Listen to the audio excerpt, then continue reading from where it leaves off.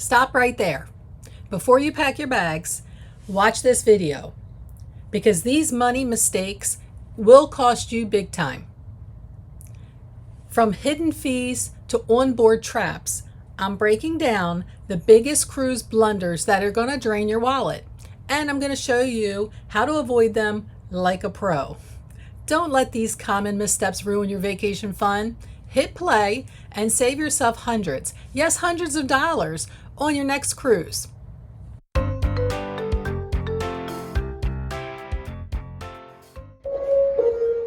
Drink packages, Wi-Fi, dining deals are almost always cheaper to purchase before your cruise because many cruise lines raise these prices significantly once you get on board.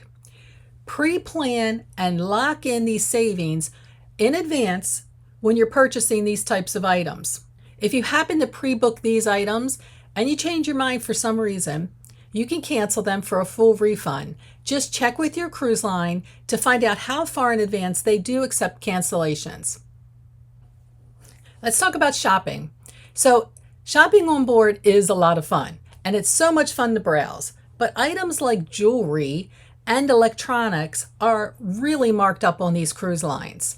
If you have a camera and let's say you need to get a new SD card because you ran out of space, many times it's going to cost you double on the cruise ship. So plan ahead for those types of items. Jewelry, it's probably better off that you don't buy in the jewelry stores. Now, I bought in the jewelry stores? Yes. Did I overpay? Probably.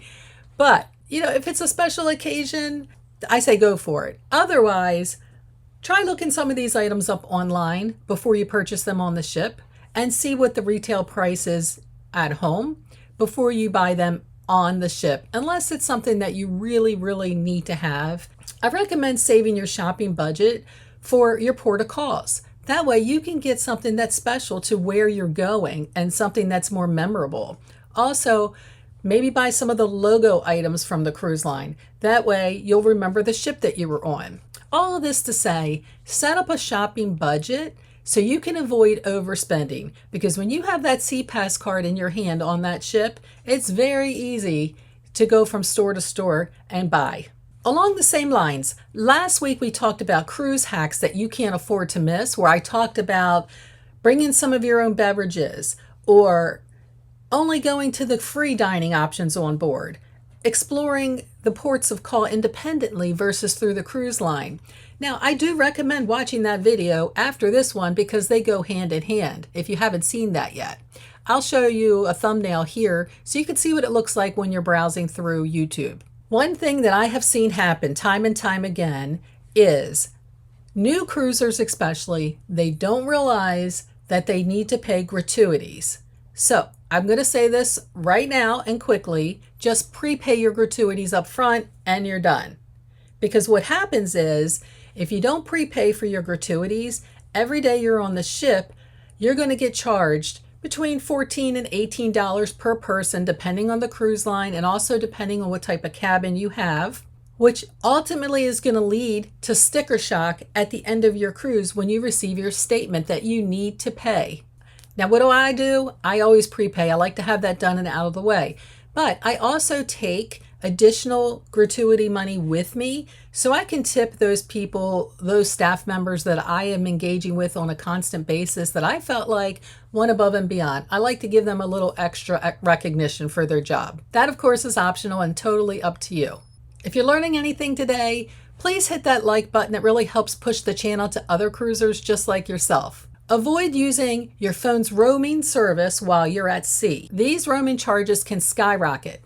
Before you're on board, switch your phone to airplane mode and rely on the cruise line's Wi-Fi for connectivity. Now, their free connectivity is going to give you access to their cruise line app, and that way you can see the calendar of events. You can book yourself at shows. You could buy a specialty dining if that's what you want, but you're on their Wi-Fi, and yes, it is very limited. You do need to purchase the cruise line's internet plan if you would like to continue to use your phone similarly to how you do at home, to make calls and to text people, whether they're at home or on the ship. You can also just put your phone in airplane mode and wait till you get to a port of call and find maybe a free Wi-Fi cafe if you need to catch up on email or make some of those important phone calls. I do have a very detailed video about how to use your cell phone properly on a cruise ship. I encourage you, if you've never been on a cruise before, or if you're not quite sure, watch this video, because I've seen so many people come home and when they get their next cell phone bill, it's hundreds and hundreds of dollars. Most recently, there was a lady, you may have seen her on some of the other YouTube channels. She got home and got a cell phone bill that was over $1,000, and now she's trying to sue the cruise line, saying it's their mistake. It's not their mistake. It's the user's mistake. You need to know how to use your phone when you're out at sea. If you do nothing else, just be sure to put yourself in airplane mode. Casino temptation. I know the casino is so much fun and it's very entertaining. I love to play slots, but I also set a budget, and so should you. Keep your casino money separate from your other spending money so you don't overdo it. Avoid taking money out at a slot machine and charging it to your room unless you're very disciplined, because that can go very sideways very fast. Let me explain.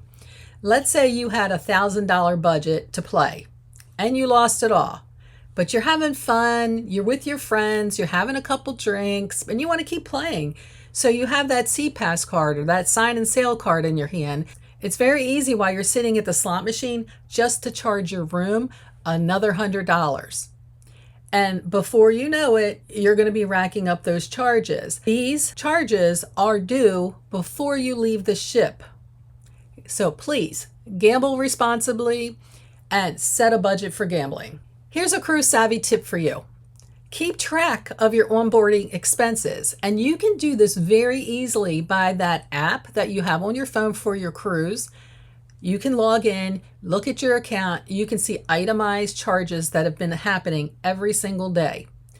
Also, if you don't want to carry your phone around, you don't want to look at your phone, or you don't even want to turn that phone on while you're on your cruise, turn your TV on in your room, because you can access your account right there on your TV. And you can see the same itemized charges, and you can just check it to make sure that everything is correct.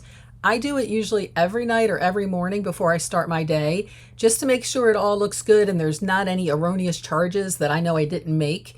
If you find something that looks a little suspect and you know you didn't make that charge, mistakes have happened in the past. So feel free to go down to guest services and work through it with them, because if you didn't make that charge, they will take it off of your invoice. I do recommend not waiting until the end of the cruise, that very last night, to go to guest services. So as soon as you see a charge or you have a question about a charge on your bill, go right to guest services. The best time to go to guest services, honestly, is in the morning. There's usually not a line, and you can go right up and have that taken care of. Parents, along the same lines with checking your bills, your children have a sail card or a sign and sail card, or depending on your cruise line, whatever they're calling it, it's like a charge card. The arcades on board are tap and play or insert your card and play. It doesn't require them to be 18.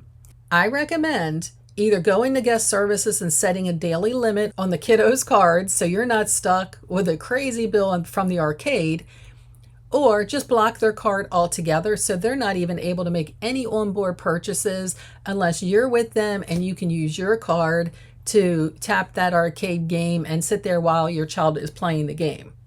With a little planning, you can enjoy all the fun of cruising without breaking the bank. To learn more about cruising, or just to hang out with us and have fun, be sure to hit the subscribe button and turn on those notifications so you can stay up to date on all of our content. Thank you guys for watching, and happy sailing.